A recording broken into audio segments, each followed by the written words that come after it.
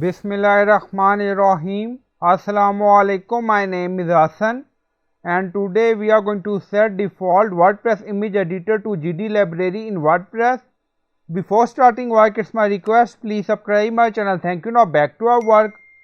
So we are in WordPress dashboard and we are going to add custom code.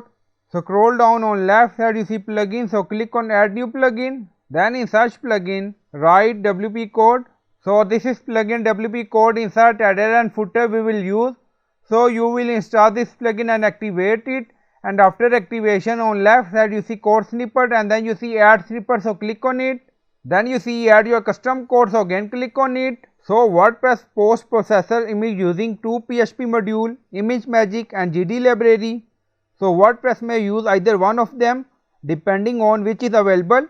So we are going to set gdlibrary default image editor by using custom code. Now create custom snippet section, open, scroll down, you can add title, then you see code preview. On right side you see code type, drop down, select PHP snippet. Now we are going to paste code and you will find this code in video description or in comment section. So we are going to set default image editor to gdlibrary by using this code. So scroll down, you see insert method, auto insert, location, run everywhere. On top you see inactive, now active, and then click on save snippet. Now snippet created and saved. So I hope you like this video. Please like, comment, share, subscribe. Thank you for watching.